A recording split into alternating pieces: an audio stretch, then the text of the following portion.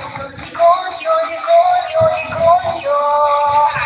Dahil tayo lahat ay nabutol, ikaw rin ay nabutol, ako rin nabutol. Dahil tayo lahat ay nabutol, ikaw rin ay nabutol, ako rin ay nabutol. Huwag na rusawag.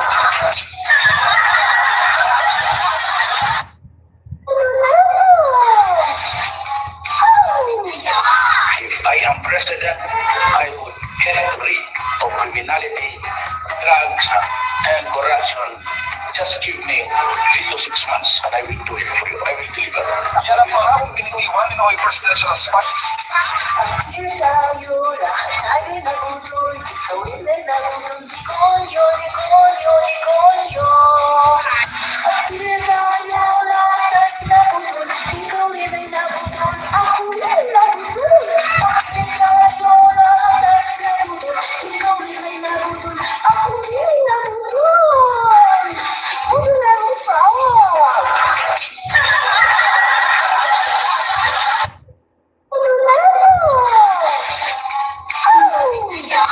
If I am president, I would get rid of criminality, drugs, and corruption. Just give me 3 to 6 months and I will do it for you. I will deliver. Yan ang pangarap iniiwan ni Noy Presidential Spot. Dahil tayo lahat ay nabutol, ikaw rin ay nabutol, demonyo, demonyo, demonyo. Dahil tayo lahat ay nabutol, ikaw rin ay nabutol, ako rin ay nabutol. Dahil tayo lahat ay nabutol, ikaw rin ay nabutol, ako rin ay nabutol. Huwag na rusawag.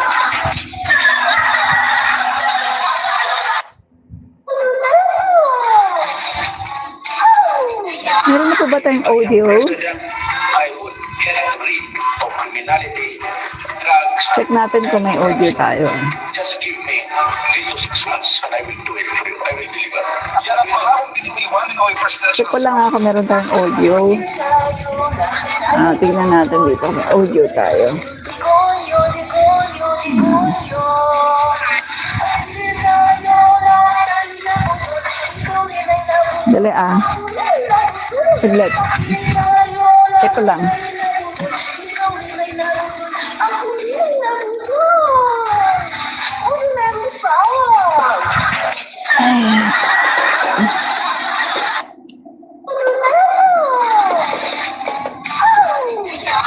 If I am president, I would get rid of criminality, drugs, and corruption. Just give me 3 to 6 months and I will do it for you. I will deliver. Yan ang pangarap iniiwan ni Noy Presidential Spot. Dahil tayo lahat ay nabutol, ikaw rin ay nabutol, demonyo, demonyo, demonyo. Dahil tayo lahat ay nabutol, ikaw rin ay nabutol, ako rin ay nabutol. Dahil tayo lahat ay nabutol, ikaw rin ay nabutol, ako rin ay nabutol. Huwag na rusawag. Dali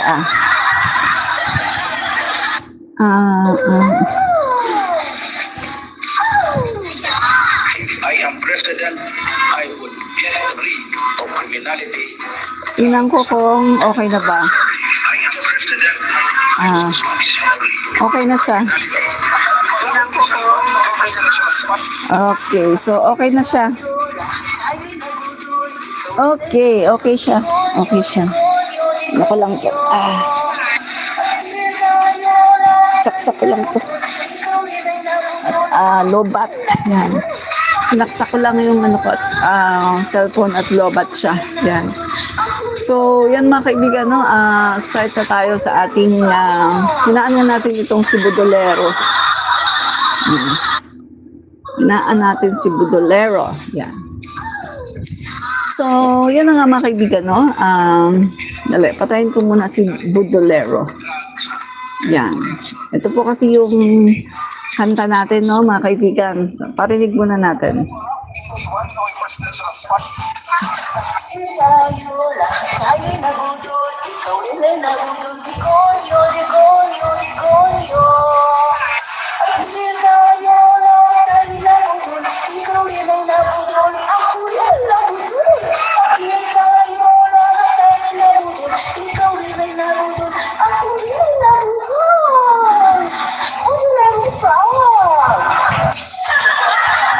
Yan.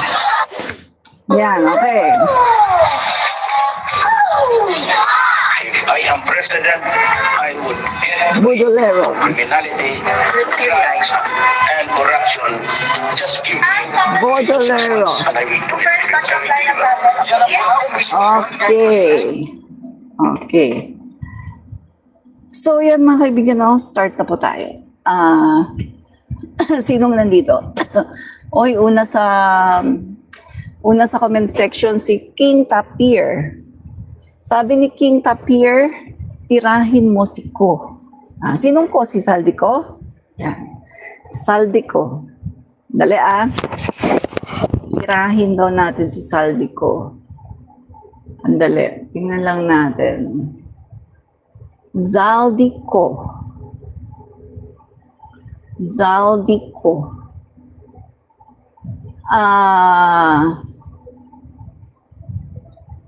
Zaldico. Okay. Tingnan natin na Zaldico. Okay. Okay. Zaldico. Sabi niya, tirahin daw si Zaldico. No?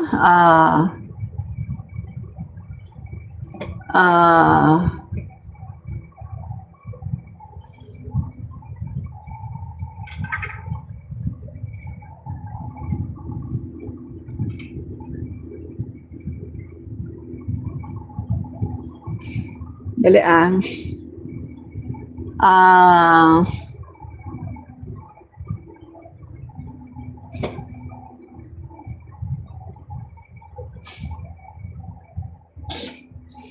okay. Okay. Okay.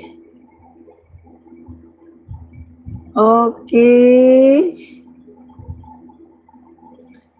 Okay. Okay. Okay. Okay. Yan. Zaldico. Yan.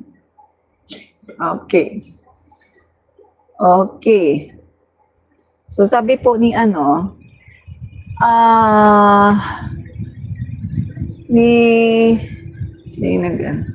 King Tapir, tirahin mo si Saldico. Yan. So si Saldico daw, no? Ang titirahin natin, sabi niya. Okay. Okay. Okay. Okay. Okay. Saldico. Tingnan natin yung Okay. Go back. August 22. August 22. Tama. August 22, 2019. No? So, August 22, 2019. No? Okay. Eto.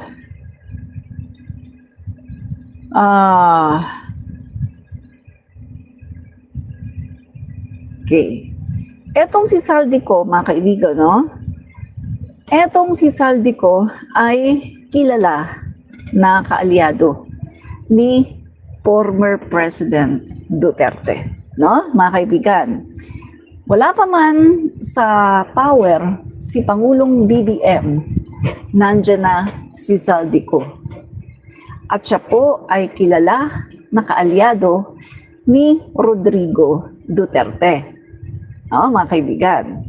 So, eto pa nga, katunayan, no? President Rodrigo Duterte is guest of honor at the opening of a power plant owned by Zaldico, the businessman mentioned in Peter Advincula's retracted allegations about a drug syndicate. So, yan.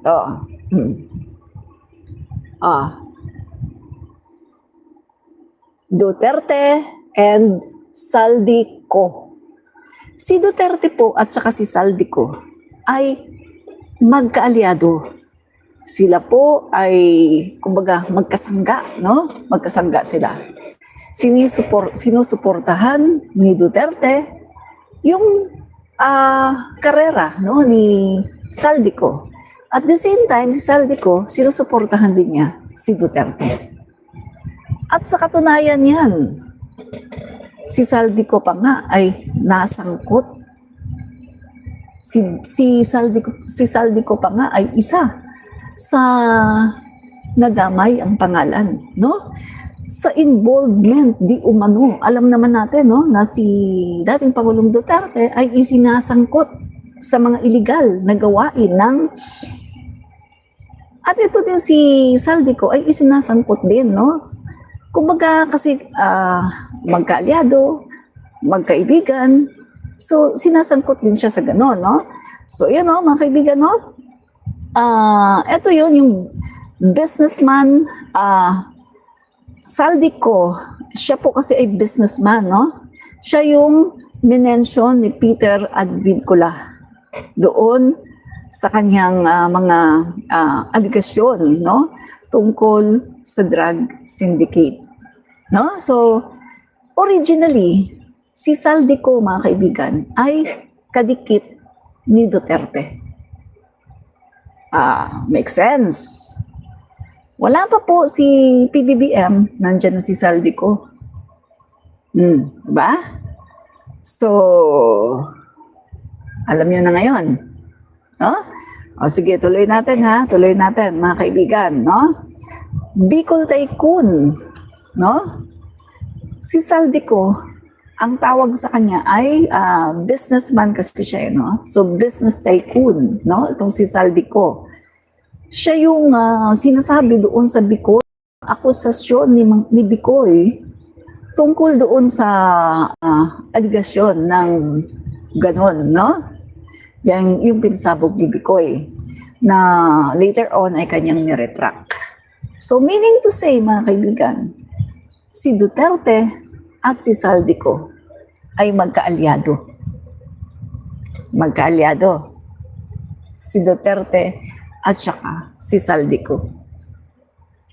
Nataon lang na nung 19th Congress, di si PBBM na ang naupo sa pwesto, siyempre, malamang ang kanyang Speaker of the House, si Speaker Martin Romualdez. At nataon lang na nandyan din si Saldico. At alam naman natin, di ba, malakas siya. Si Saldico, malakas yan sa past administration. Duterte alay nga eh. Malakas siya. So malamang siya talaga yung nag-chair sa pag-appropriate, no, ng mga budget. But later on, dahil sa nakita ng pamunuan ng Kongreso na may mga hindi magandang ginawa tungkol sa mga insertions, kaya di ba sinibak? So kung titingnan natin, Duterte pa rin. Duterte pa rin. All roads lead to Duterte administration. Ay, naku, tirahin ko daw si Saldico. Yun pala sa Duterte pa rin. Bumagsak. Yun ang sinasabi ko sa inyo eh. Isip-isip muna kayo bago kayo magsalita. Isip muna kayo. Kasi, kung sa pagiging kaalyado lang, Duterte and Saldico, magkaalyado. BBM, hindi. Hindi. Diba? Later, itong si PBBM na, syempre si Saldico, didikit yan. Kaya sa PBBM admin, pagtatanggol niya ang PBBM admin. Diba? Kaso, talagang may nakita, hindi magandang ginawa, mga insertions. Tanggal siya sa kanyang pwesto. Diba? So, ibig sabihin, ang Marcos admin, hindi nagtotolerate. Hindi porke Marcos admin na ngayon, hindi porke na siya ay umaayon sa administrasyon, makikisama. Hindi porking ganun, ito-tolerate siya. Kahit pa Duterte siya dati, nag-PBBM, hindi siya ito-tolerate. Dahil ang Pangulo natin, ang House of the Representative, sa pamumuno ni Speaker, ay hindi nagto-tolerate ng katiwalian. So, alam mo na. Tirahin ko daw sa saldi ko eh. Kita mo lumabas? Kaalyado ni Duterte. Kapag kaalyado pala ni Duterte, asahan mo may korupsyon.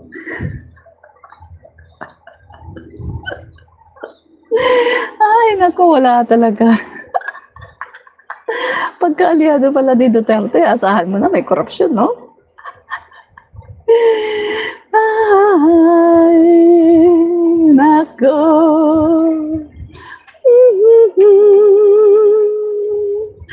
Inauguration ng planta ni Zaldico. Guest of honor ang kaniyang kaalyado, si Duterte.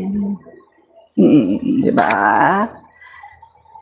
So, okay na. Masakit ba? Masakit bang malaman na si Zaldico ay kaalyado pala ni Duterte? Ay, nako. Ay, marami pa yan. Baka gusto niyo pang i-expose ko ang kaalyado ni Duterte, yung kanilang mga pagsasama. Baka gusto niyo i-expose ko yan, no? Okay. So, hindi yan ang ating topic, no? May iba tayong topic, pero pinipilit niyo ako eh. Di na-expose tuloy kayo na si Duterte at si Zaldico ay magkaalyado. Yung kasi sinasabi ko sa inyo eh, no? Wala kasi kayong alam sa politika. Basta-basta na lang kayong humihirit na wala naman kayong kalam-alam. Diba? So ngayon, alam nyo na. Siguro hindi nyo na sasabihin na i-content si Zaldico. Dahil alam nyo na ngayon na si Zaldico at si Duterte ay magkasangga. At parehong nasasangkot sa yung isinangkot yung whistleblower daw na Bicoy. Isinangkot silang dalawa sa ganon. Diba? So, sorry. Ngayon, alam niyo na. Okay. Kaya nga, di ba, sa panahon ni Duterte, hindi naman umangal si Zaldico eh. Na nandiyan na siya sa andyan na siya, alam niya, no? Nasa Congress na siya, pero hindi naman siya umangal. 52 billion, no? Grabe. Grabe mga kaibigan, no? So, yan yung sabi ko, no? Na bago ang lahat, kailangan munang mag-research kayo para may alam kayo, no? Para hindi kayo napapahiya. Para hindi kayo napapahiya. Okay.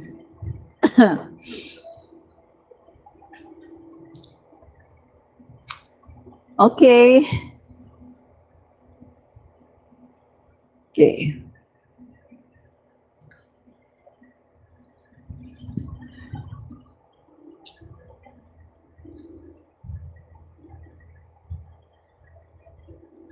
Yan. So, ito Zaldico, member of the House of Representatives for Ako Bicol.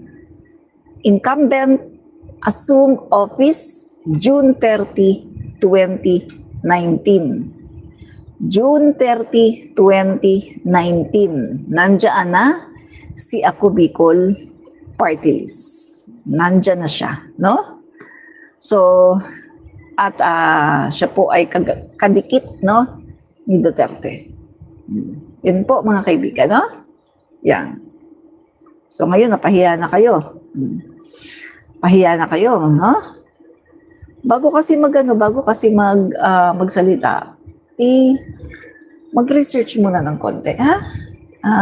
Meron na tayong internet eh. Mag-research muna ng konti para hindi kayo napapahiya, no? Okay. So doon na tayo sa ating topic. Topic na muna. Okay. Ito, sagutin muna natin tong si Reneo Pondok. Reneo Pondok.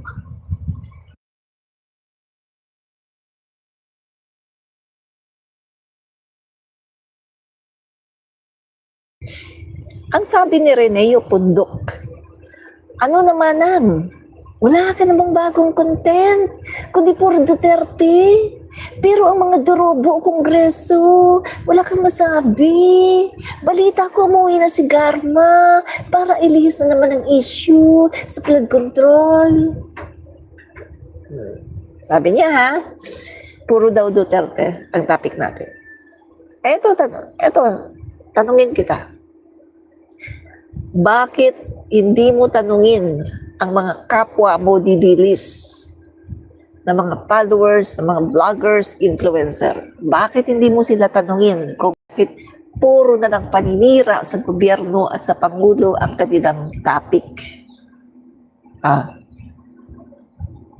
At least kami ay ang ginagawa lang namin ay sandali nga. Idiano ko lang itong aking electric fan. At least kami, ang ginagawa lang namin ay itinatama namin ang inyong mga fake news. Kaya puro Duterte ang content kasi, hello, wala namang ginawa yung mga Duterte kundi mag-ingay, mag-fake news, manirang puri, siraan ng gobyerno, siraan ng Pangulo, siraan ang turismo, alangan namang manahimik lang kami. Sa tingin mo mananahimik kami na mga sumusuporta sa Pangulo? Kung ayaw niyong i-content namin ang mga Duterte, sabihan niyo muna yung mga Duterte niyo na wag masyadong manira. Ang gawin nila tumulong. Instead na manirang puri sa Pangulo, sa gobyerno, ang gawin nila, tumulong sila sa bansa. Magbigay sila ng solusyon. Hindi yung puro na lang ang ginagawa nila ay paninira sa gobyerno. At ang masama pa nito, doon pa nila ginagawa yung paninira sa ibang bansa. Wala namang nagagawang maayos ang Duterte niyo eh. Hindi namin pwedeng pabayaan yon. Dahil, ang sabi nga ni Maria Ressa, ang isang kasinungalingan, pag pinaulit-ulit mo yan ng maraming beses, 1,000,000 times, ang kasinungalingan ay nagiging parang makatotohanan. Kaya hindi namin pwedeng pabayaan yung mga kasinungalingan nyo. Pag may kasinungalingan si Sara, kailangan i-debunk. Kaya hindi nyo kami masisisi kung bakit puro Duterte ang aming content. Dahil yung mga Duterte nyo walang ginawa kundi siraan ang gobyerno, siraan ang Pangulo. Anong gusto mo? Makikinig lang kami? At wala kaming gagawin? Hindi kami ganun. Kailangan namin ituwid yung mga pinagsasabi ng inyong mga idolo, ng mga fake news. At kailangan namin itong ipaalam sa sambayan ng Pilipino na mali ang mga sinasabi ng inyong mga idolo. Kaya sorry kung sa tingin nyo puro Duterte ang content namin. Kasi yung mga idolo nyo, wala namang ginawa kundi magreklamo, magbunganga, nanira sa gobyerno. Kung ayaw nyong i-content sila, pagsabihan nyo yung inyong mga idolo na gumawa naman ang tama. Si Dukreng, imbis na mag-world tour, dapat magtrabaho si Dukreng. At imbis na manira sa gobyerno, dapat ang ginagawa ni Dukreng, pinopromote niya ang ating bayan habang nasa ibang bansa? O di naman kaya ay maghatak siya ng mga investors. Kahit yung, tigpipiso lang. Basta pag uwi niya dito, may investors. Pag uwi niya, walang investors eh. Wala man lang tayong nahita sa kanyang world tour, kundi puro lang paninira. My God! Anong klaseng tao yan? Puro paninira ang alam. My God! Crap!